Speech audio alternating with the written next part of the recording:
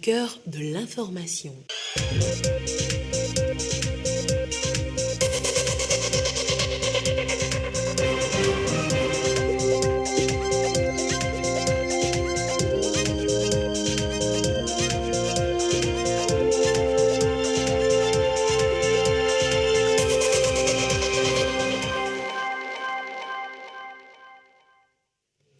Bonsoir à toutes et à tous. Merci d'être avec nous au sommaire ce soir.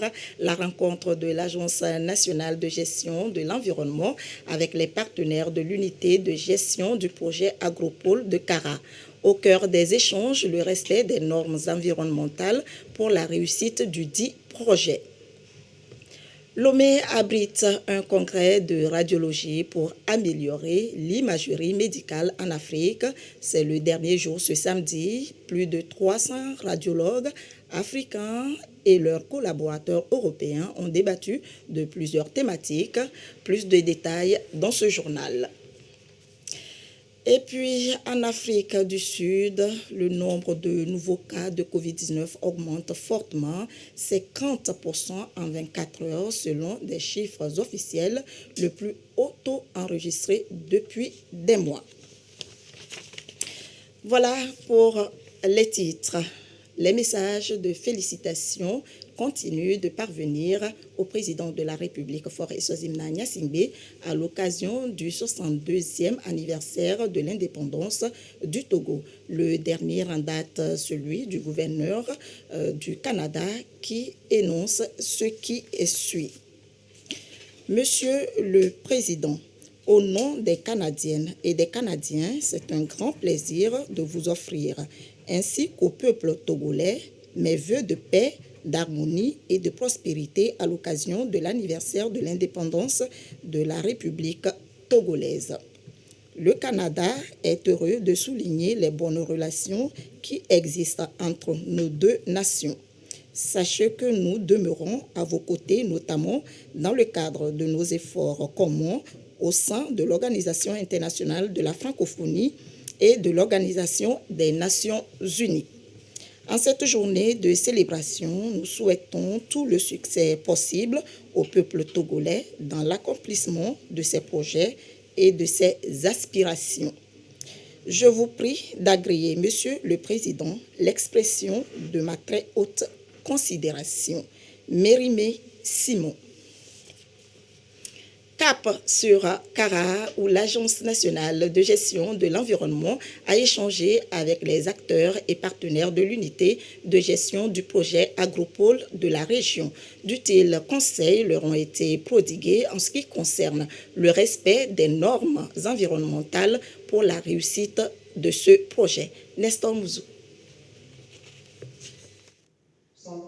Une activité liée au projet de transformation agroalimentaire ou Agropole pilote de Kara. Elle concerne les acteurs et partenaires de l'unité de gestion du projet et est tenue par l'Agence nationale de gestion de l'environnement ANGE.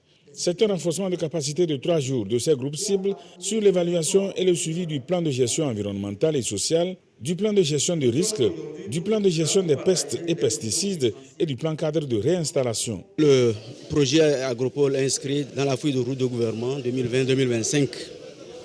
C'est un projet important sur lequel il est inscrit le respect des normes environnementales. Déjà, le projet a commencé ses activités.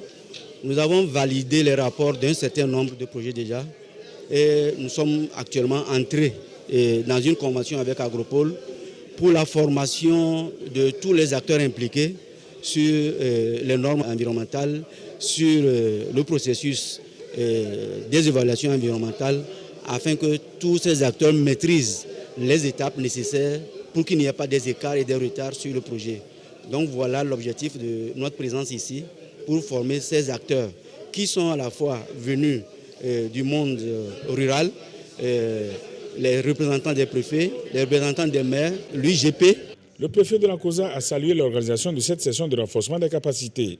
Le colonel Badiba Wakali a exhorté les participants à s'approprier le contenu de la formation afin de pouvoir apporter leur contribution à la réussite de l'agropole de Kara, de sorte qu'ils servent de boussole aux autres agropoles à venir. À Lomé, ce sont des greffiers et secrétaires de parquet qui approfondissent leurs connaissances pour une bonne administration de la justice. Une formation qui a permis aux participants de redécouvrir les particularités de leur nouveau poste et de renforcer leur capacité d'adaptation. Solange Amandé, commentaire Antoinette Omao. Vauvor. Les greffiers ou secrétaires de parquet sont à l'école des bonnes pratiques juridiques afin d'asseoir un bon fonctionnement des juridictions. La finalité, les amener à s'adapter aux innovations du cadre juridique actuel. Au cours d'une affectation, si un greffier se retrouve au secrétariat d'un parquet ou vice-versa, c'est-à-dire qu'un secrétaire de parquet soit nommé greffier dans une juridiction, il va falloir les ramener au centre pour une remise à jour. Il y a des actes de parquet de la cour d'appel que vous ne connaissez pas lorsque vous êtes au tribunal. Il y a également des actes de la cour d'appel que vous ne connaissez pas lorsque vous êtes au greffe d'une juridiction. Voilà pourquoi nous devons revenir sur ces fondamentaux-là pour permettre donc aux affectés d'appréhender mieux et d'être plus efficaces sur le terrain. Et pour les premiers concernés, cette session répond parfaitement aux tâches qui leur sont dévolues. Le greffier en chef d'un tribunal, c'est lui qui certifie, qui authentifie les actes. C'est-à-dire qu'après que le greffier a travaillé avec un magistrat, que ce soit à l'audience ou bien à l'instruction ou bien en audience de cabinet, quand ça finit, c'est-à-dire que terre à terre, quand la décision est finie, c'est le greffier en chef maintenant qui certifie, qui remet la décision finale en certifiant à celui qui a gagné ou celui qui en veut utiliser ce papier. Et il est le conservateur aussi des archives pour toute fin utile. Un greffier, c'est quelqu'un, c'est une pierre angulaire du palais de justice. 10 sessions de formation sont prévues pour le compte de l'année 2022 et porteront sur l'innovation du code foncier et domanial, du code de l'organisation juridique, des rapports entre magistrats et officiers de police judiciaire, entre autres. Le processus d'installation de la représentation régionale de l'institution financière Africa Créance Holding est en cours au Togo. Une délégation de cette future société est allée rendre compte au Premier ministre Victoire Toméga Dogbe de son évolution. Madame le chef du gouvernement s'est également entretenue avec les femmes leaders des marchés du Grand Lomé. Yasmine Kodia nous fait le point. Encourager l'entrepreneuriat féminin, faciliter l'accès au crédit des PMI-PME auprès des partenaires, telle est la mission de la société Africa Créance Holding, dont le président directeur général est venu informer Madame le Premier ministre de l'état d'avancement du processus d'implantation de la société et demander l'appui du gouvernement. Nous avions compris que le chef de l'État a une grande vision pour le Togo et également une vision dans le cadre de l'intégration régionale. Et nous souhaiterons profiter de son leadership pour pouvoir mettre en place un tel projet et qui est en alignement avec sa vision de faire de Lomé un hub financier de services. Nous sommes venus rendre compte à Madame le Premier ministre de l'effectivité des activités d'Afrique Créance et demander son soutien. Nous allons travailler à mettre en place une sorte de guichet unique régional et un fonds d'impulsion pour les PME-PMI ici au Togo même. Mettre en place des plateformes technologiques pour accélérer le rythme d'accès au crédit par les consommateurs, par les populations, mais surtout les PME, vecteurs de création de la richesse. Maintenant, le Premier ministre est très sensible à toutes les questions qui concernent le financement des PME, l'inclusion financière, l'accès des femmes, des jeunes. Donc elle a été très sensible et très positive pour notre audience. Africa Créance Holding compte s'ouvrir sur 15 pays dans la sous-région. La chef du gouvernement a également échangé avec une délégation des associations des leaders des marchés du Grand Lomé. Elle est venue exprimer sa reconnaissance au gouvernement pour avoir récemment pris des dispositions relatives à la vie chère. L'occasion pour la délégation de soumettre des doléances au Premier ministre et faire des propositions pour accompagner les efforts du gouvernement. On a suspendu les taxes de 3 mois, les tickets. On a rabaissé les intérêts de FNFI. Nous sommes venus pour remercier le chef de l'État et son gouvernement parce que Ils se sont souciés de nous, les femmes des marchés. Comment nous souffrons dans nos marchés pour la vie chère au Togo. Nous, là, quand on a dit qu'il y a l'incendie, le lendemain, en même temps, le gouvernement a fait le déplacement pour aller sur le terrain. On a vu que le gouvernement ne nous laisse pas. C'est pourquoi nous sommes venus remercier et encore donner certaines doléances, ce qui nous préoccupe dans nos marchés. Pour la sécurité et l'ordre dans les marchés, ces femmes annoncent au chef du gouvernement l'instauration prochaine d'un code de conduite dans les marchés du Grand Lomé.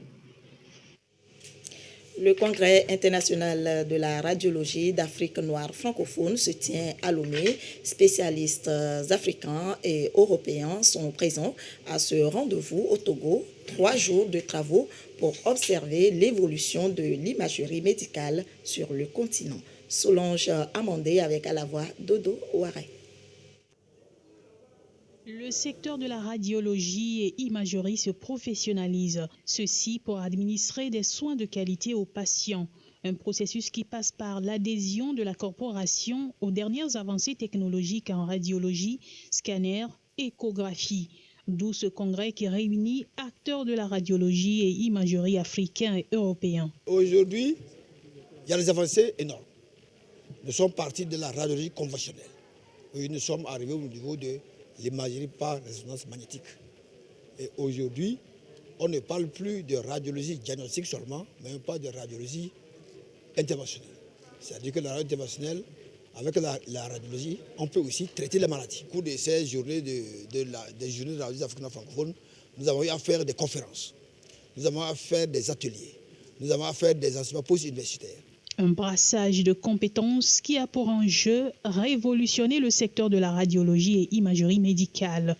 Dans toute entreprise, surtout en matière de santé, les regroupements apportent toujours quelque chose. Ça permet une mutualisation des forces, une mutualisation des ressources au profit des apprenants, au profit des professionnels qui sont déjà des seniors, parce que nous allons aller vers le rehaussement de nos capacités pour rendre service. Si nous restons là et nous ne cherchons pas à avancer, alors que les technologies avancent, nous ne pouvons pas nous rapprocher le plus possible des diagnostics que nos collaborateurs nous demandent.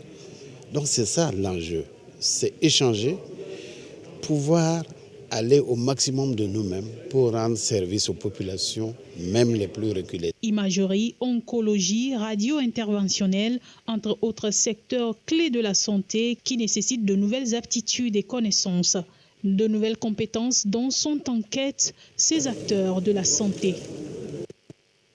Et le Congrès international de la radiologie de l'Afrique noire francophone a donc pris fin ce samedi avec à la clé des recommandations. L'association Petites Sœurs à Sœurs s'engage dans la lutte contre la prostitution des jeunes filles. Des activités de sensibilisation sont organisées à cet effet, des journées de réflexion afin de trouver des solutions idoines pour freiner ce phénomène qui prend des proportions inquiétantes. Marie-Thérèse Nabédé, compte rendu Christine Petit-Kiamde. La prostitution. Le phénomène touche de plus en plus de jeunes filles. La situation inquiète. L'association Petites Sœurs à Sœurs veut aider à lutter contre le fléau. Elle réunit les garants des us et coutumes et autres personnalités pour une lutte plus coordonnée. Ils vont élaborer des plans d'action qu'ils peuvent mettre en œuvre, pas Petites Sœurs à Sœurs, mais eux, en tant qu'acteurs à la base, pour freiner le phénomène de la prostitution des jeunes filles. Aucun quartier, surtout de la capitale, n'est épargné. Elles attendent juste la pénombre et les racoleuses se positionnent. Les chefs traditionnels ont déjà leur stratégie pour contenir le phénomène. Nous avons pensé que les entreprises et les ateliers de formation soient recensés. Nous voudrions aussi que des centres de formation soient créés pour aider les jeunes filles à apprendre des métiers pour pouvoir éviter de faire la prostitution. L'association Petites Sœurs à Sœurs ambitionne de sortir 150 filles de la rue avec ce projet qui va s'exécuter sur 3 ans. Registre santé toujours et le Covid-19 à ce jour samedi 7 mai 2022. La situation de la pandémie au nouveau coronavirus au Togo se présente comme suit. Le nombre de cas confirmés est de 37 002, 2 nouveaux cas depuis hier. Le nombre de personnes guéries est de 36 709, 2 nouveaux guéris depuis hier. Le nombre de cas actifs est de 18 et le nombre de décès est de 273. Information rendue publique par le ministre de la Santé, de l'Hygiène publique et de l'Accès universel aux soins, professeur Moustapha Mijiawa. Le virus circule très vite en Afrique du Sud. Le nombre de nouveaux cas de Covid-19 augmente fortement, 50% en 24 heures, où une part importante de la population n'est pas vaccinée. Une nouvelle vague portée notamment par 2 nouveaux sous-variants d'Omicron. En Afrique du Sud, le nombre de contaminations a augmenté de plus de 50% en 24 heures. 9 757 nouveaux cas ont été comptabilisés par l'Institut national pour les maladies contagieuses, selon les chiffres officiels publiés jeudi. Plus d'un quart des personnes testées ont eu un résultat positif, représentant le plus haut taux enregistré depuis des mois. 7 personnes sont également décédées du Covid-19 ces 2 derniers jours. Depuis fin avril, le pays est entré dans une nouvelle vague de la pandémie, a alerté le Centre pour l'innovation et la réponse aux épidémies. Ce pic serait porté par les 2 sous-variants d'Omicron, BA4 et BA5, affirme l'Organisation mondiale de la santé, mais leur virulence reste encore à déterminer. Le gouvernement continue d'inciter la population à se faire vacciner, en plus d'appliquer les mesures préventives. À l'échelle du pays, moins de 45% de la population adulte est entièrement vaccinée. En Gambie, le gouvernement a jusqu'au 25 mai pour se prononcer sur les recommandations de la poursuite contre l'ancien dirigeant Yaya Jammeh. Les organisations de la société civile mettent la pression. Cette commission a dénoncé dans un document des assassinats et actes de torture, entre autres, perpétrés par l'ex-chef d'État entre 1994 et janvier 2017. Alors que le gouvernement gambien a jusqu'au 25 mai pour se prononcer sur les recommandations de poursuite contre l'ancien dirigeant Yaya Jammeh, des organisations de la société civile ont fait entendre leur avis en faveur d'un procès. Cette semaine, le regroupement d'associations de victimes, d'avocats ou de femmes ont donc publié leur propre livre blanc dans lequel sont posées des questions aux autorités de la Gambie. Ces interrogations concernent les conclusions d'une commission qui a enquêté sur les méfaits perpétrés par l'ex-chef d'État entre juillet 1994 et janvier 2017. Ce document vise à faire pression sur le gouvernement du président Adama Barrow, soupçonné de ne pas vouloir appliquer les recommandations de poursuite de la commission, aucune indication claire n'ayant été prononcée depuis la publication de ces préconisations en novembre 2021. Après avoir enquêté plus de 2 ans, cette dernière a dénoncé des assassinats, des actes de torture, des disparitions forcées, des viols et castrations, ainsi que des arrestations arbitraires et des persécutions durant cette époque. Entre 240 et 250 personnes sont mortes entre les mains de l'État et de ses agents. Yaya Jammeh est aujourd'hui en exil. Investi ce samedi, le président Emmanuel Macron fait le serment de léguer une planète plus vivable. Lors de son discours, il a évoqué une nouvelle méthode pour gouverner. Le chef de l'État français a été investi président pour un second mandat de 5 ans devant 450 invités. C'est au son du premier mouvement du concerto pour hautbois de Handel qu'Emmanuel Macron fait son entrée dans la salle des fêtes de l'Élysée. Face à lui, ses prédécesseurs François Hollande et Nicolas Sarkozy.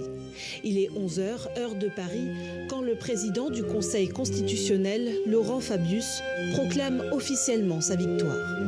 Le dimanche 24 avril 2022, au second tour de l'élection présidentielle, vous avez recueilli 18 678 639 voix. C'est-à-dire la majorité absolue des suffrages exprimés. Le général Benoît Puga lui présente le collier de grand maître de la Légion d'honneur. Sous les ors du palais présidentiel, soignants, maires, membres de la société civile et sportifs se mêlent aux principaux membres du gouvernement ainsi qu'aux amis et à la famille du couple présidentiel. 450 personnes au total, devant lesquelles le chef de l'État a pris la parole. Agir sans relâche, avec un cap, celui d'être une nation plus indépendante, de vivre mieux et de construire nos réponses françaises et européennes aux défis de notre siècle. Servir nos enfants et notre jeunesse, vers lesquels mes pensées vont en cet instant et à qui je fais le serment de léguer une planète plus vivable et une France plus vivante et plus forte. Vive la République et vive la France. Autres grandes étapes du protocole, une tradition héritée de la monarchie. 21 coups de canon ont été tirés depuis l'esplanade des Invalides avant le passage en revue des troupes dans le jardin au son de la Marseillaise et du morceau Terre et Mer du Bagad de l'Anne Bioué en hommage aux soldats tombés au Sahel. À 44 ans, Emmanuel Macron devient le premier président sortant reconduit hors cohabitation. Il est aussi le 3e président de la 5e République à effectuer un 2e mandat après François Mitterrand et Jacques Chirac. Revenons au Togo pour signaler cette arrestation de présumés malfrats. Ils sont accusés de vol de moto et de trafic de stupéfiants. Le récit avec le chef d'escadron, Massama Essor Anaoui, chargé de communication à la gendarmerie nationale. La gendarmerie nationale a diligenté concomitamment 2 enquêtes qui ont permis de mettre la main sur un groupe de voleurs de moto et 2 trafiquants de cannabis. Le groupe de voleurs de moto, composé de 3 individus, a été interpellé suite au vol d'une moto de marque Aoudjou dans la soirée du 24 avril dans le quartier Minamadou à Agoué. Ces malfrats, munis de fausses clés, parcourent la ville à la recherche de motos garées sans surveillance. Dès qu'ils en repèrent une, ils utilisent leurs fausses clés pour la démarrer et se rendent directement à la frontière Togo-Ghana où ils revendent la moto à des receleurs. Le plus souvent, ils reviennent avant même que le propriétaire ne se rende compte de la disparition de sa moto. Quant aux trafiquants de cannabis, ils ont été interpellés l'un à Lomé et l'autre à Anfoin. Tous les deux, des habitués de ce trafic, achètent cette drogue chez des fournisseurs au Ghana pour la revendre dans la ville de Lomé ou la livrer à d'autres clients au Bénin. Il a été trouvé en leur possession 227 kg de cannabis. Pendant que les investigations se poursuivent pour démanteler d'éventuels complices, les individus interpellés seront mis à la disposition de la justice pour répondre de leurs actes. La gendarmerie nationale remercie la population pour sa collaboration et l'appelle à plus de vigilance. Lundi s'ouvre à Lomé la première édition du festival La Marmite. C'est du 9 au 15 mai. On en parle ce soir donc avec Jean-Paul Agbo Aouleté, commissaire général du festival La Marmite. Bonsoir monsieur. Bonsoir.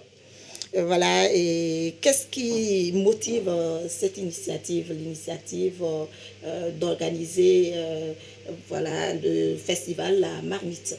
Alors, disons que le maître mot du festival La Marmite que nous organisons avec la section togolaise d'Africa Gastronomie, qui est une association regroupant sur le plan international les chefs cuisiniers et les restaurateurs. Le maître mot, c'est la tradition. La tradition, pourquoi? La tradition parce que nous voulons valoriser les saveurs traditionnelles, valoriser les mets de nos terroirs, valoriser les productions locales. Il s'agit aussi, là également, de tradition, parce que vous le savez, le Togo a une vieille tradition d'accueil, le Togo a une vieille tradition de rencontres internationales, il s'agit de renouer avec cela. L'idée, finalement, c'est de créer un événement fédérateur, inclusif, à dimension internationale, qui serait inscrit dans l'agenda culturel international, à l'image de ce que peut être, par exemple, le FESPACO pour Ouagadougou, FIMUA pour Abidjan. Et vous faites référence à la marmite. Est-ce un retour à la source? Oui, c'est exactement ce que je viens de dire. C'est renouer avec notre tradition. C'est pour ça qu'on a fait référence à cet ustensile communément connu en Afrique et utilisé depuis des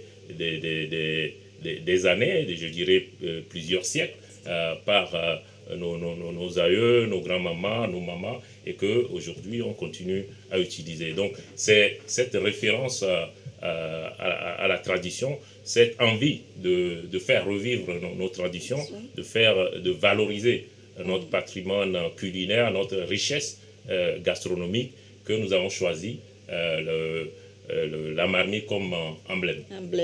Donc, faire la promotion du consommé local. Tout à fait. Et qu'est-ce qui sera concrètement fait pendant ces jours, ces 6 jours?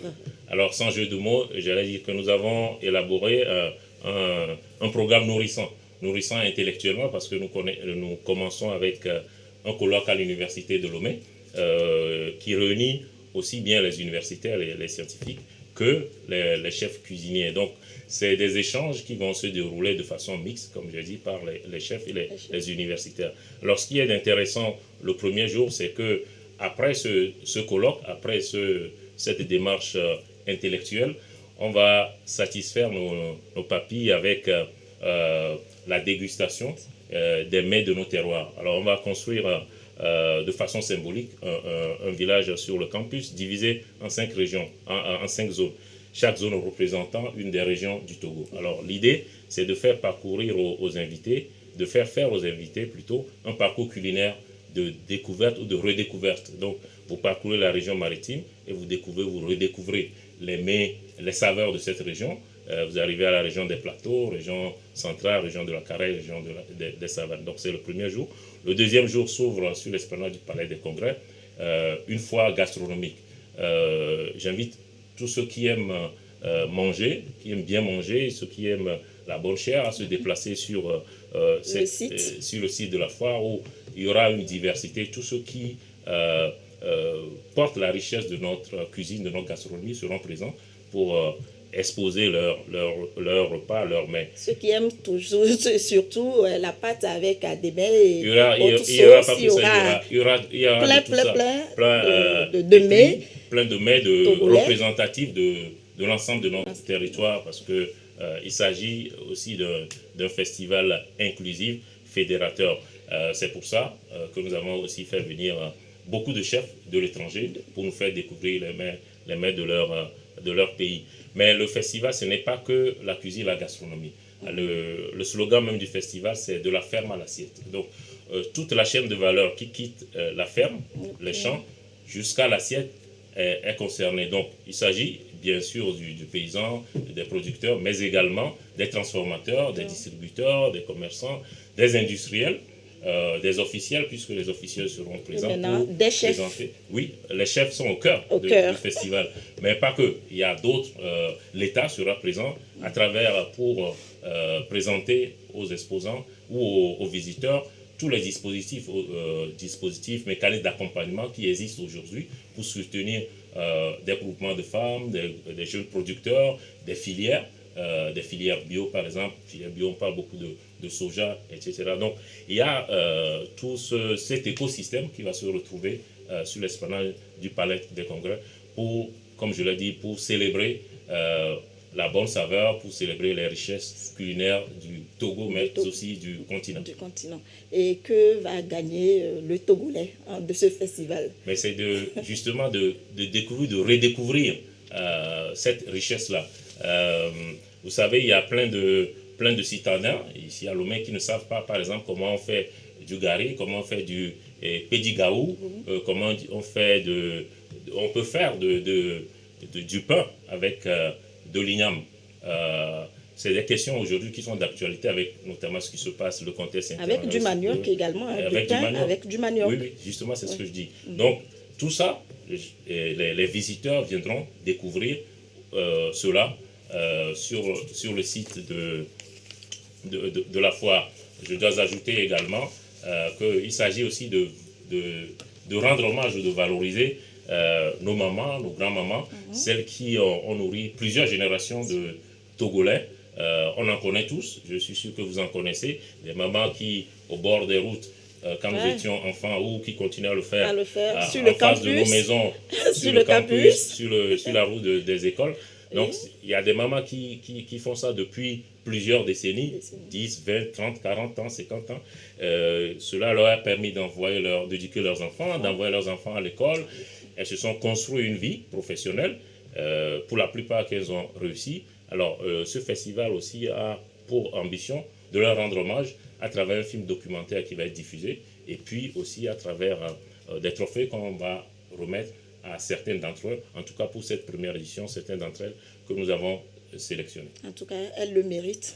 Des femmes battantes, exemplaires. C'est justement pour inciter les jeunes à suivre leur exemple, parce que ces femmes, pour la plupart, sont parties de rien et aujourd'hui sont à la tête de commerces florissants. Donc, il s'agit de leur rendre hommage, ces femmes battantes, qu'elles soient le symbole finalement du Togo qui entreprend, le Togo qui réussit.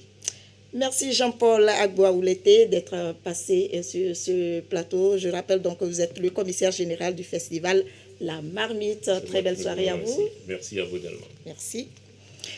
Nous allons terminer avec la caravane transfrontalière pour la vie. Elle s'est achevée ce samedi à Kodjofiakopé, à Lomé, au programme des activités de diagnostic et de prévention des infections sexuellement transmissibles, une initiative du comité de gestion du corridor Abidjan-Lagos. Aboza Dadia, reportage présenté par Yata Aratem. Parade de sensibilisation sur les IST, vaccination anti-Covid-19, tests de dépistage VIH, hépatite B et C, distribution de préservatifs. Ce sont là des activités qui marquent la fin de la caravane transfrontalière pour la vie. La cible, les riverains et les usagers des frontières. C'est essentiellement tous les professionnels du sexe, les populations difficilement touchées comme les pêcheurs qui bougent, les camionneurs, les utilisations des usagers des drogues injectables. Donc nous avons profité pour faire la prévention de ce côté-là, leur donner l'information, mais faire le dépistage. Les cas des IST et bien d'autres maladies sur le corridor Abidjan-Lagos inquiètent. Les populations riveraines sont très souvent exposées. La population transfrontalière sont la population clé. Mais malheureusement, sous la planification, programmation et la mise en œuvre des programmes VIH, on ne les implique pas beaucoup. Mais vous savez que c'est une activité sociale et les mairies sont avec la population. Donc tout ce qui concerne la population, les mairies sont obligées de soutenir. Et puis, c'est un problème de santé publique. Il faut que la population se protège. Démarrée entre la frontière Bénin-Nigeria, la caravane a pris fin à Kodjofiakopé. En plus de prévenir les IST, l'organisation du corridor Abidjan-Lagos, OCAL, a pour vocation première de faciliter la libre circulation des personnes et des biens. Ainsi prend fin ce journal. Merci à vous de l'avoir suivi. Dans un instant, la météo à 22h30 à Taratem pour l'édition de nuit. Je vous souhaite une très belle soirée.